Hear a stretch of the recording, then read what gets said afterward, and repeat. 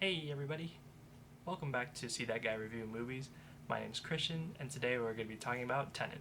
While this wasn't the first movie to risk being released during the pandemic, I thought this was the biggest one out of the bunch to do so. Was it the smartest idea? Well, I know Christopher Nolan thought it was, and he was so adamant about sticking to the July 17th release date that for a while I thought this was the only movie that wasn't going to be delayed, but nevertheless, it did. First to the end of July, then to mid-August, then to the end of August in some countries, and then finally September 3rd in the US. Christopher Nolan is one of the more popular directors that everyone pays attention to, mostly thanks to his Dark Knight trilogy and Inception. I've seen about half of his films, and the last one I saw from him was Interstellar. What I've noticed about him is that he has a very ambitious and particular way about writing his stories, whether it's about dreams, space, or crime. Does he carry that into his latest movie? Well, let's find out as we review Tenet. Okay, let me be transparent up top. I actually had to watch this movie twice. I watched this the first weekend it dropped, and then I watched it again 3 weeks later.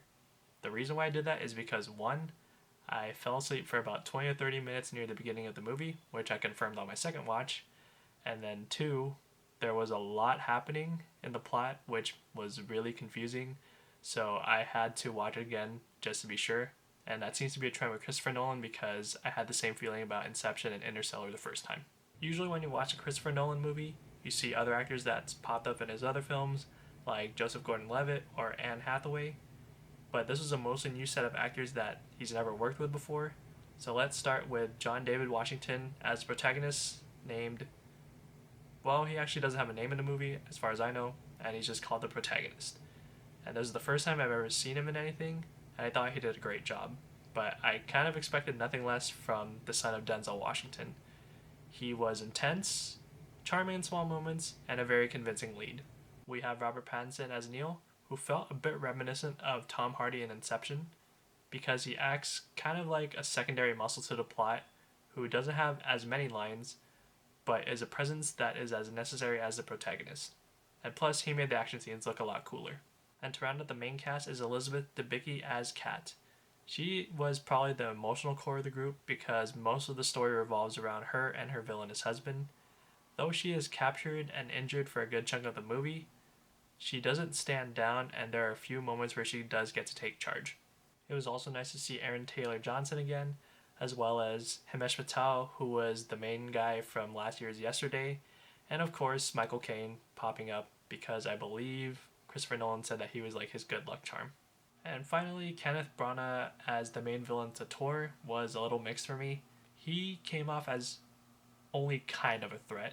His henchmen did most of the threatening for him, and I thought he played the part well for what he had, but he didn't really bring anything new to it, and it was just kind of a stereotypical Russian villain, kind of been there, done that. Alright, I'll try to explain the plot as simply as I can because once again, this movie is really confusing. The movie begins with the protagonist as a CIA agent going undercover at an opera house. His mission is to find a spy and a strange object, which he does, but it is captured by the Russians. And rather than giving up any information to the Russians, he ends up taking a cyanide pill. And he thinks he dies, but it's actually a fake, and the pill was just a test of his loyalty. He is then recruited to a secret organization called Tenet, whose purpose is to prevent World War III from happening. Rather than with nuclear weapons as everyone predicts, Tenet believes that World War III will be caused by weapons created with inverted entropy, which allows them to function backwards through time. And we see an example of this when the protagonist shoots a gun at a target, but rather than him shooting the target, we see that he's taking a bullet from the target and it goes back into his gun. Yeah, it's still weird, I know. But the idea is that if these weapons are created in the future, then they have the ability to erase the past. These weapons are traced to Andrei Sator, who is a Russian leader who can somehow communicate with the future. Neo helps the protagonist on his missions to get information on Sator, and apparently the strange object from the opera house is a piece of the algorithm that Sator needs to invert the world. Neo and the protagonist enlist Kat, who is Sator's estranged wife, to help take him down. And that's as much as I can explain to you without spoiling the rest of the movie.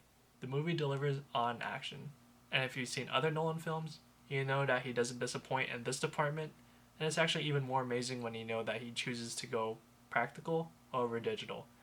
The fact that he actually crashed a 747 Boeing because it was cheaper and easier than creating it in CGI is a testament to that. Whether it was the opening scene at the Opera House, the car chase on the freeway, the whole airport sequence, or the final forward-backward mission at the end, all these scenes kept me at the edge of my seat. The story is just so unique that it allows these scenes to be creative.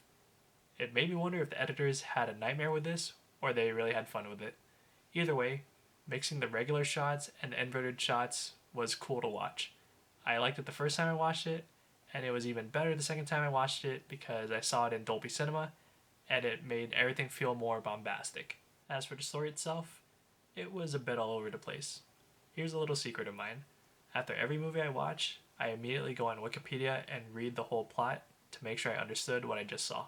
I don't know if it's because I haven't seen a Nolan film in a while, but for some reason I just couldn't grasp the dialogue.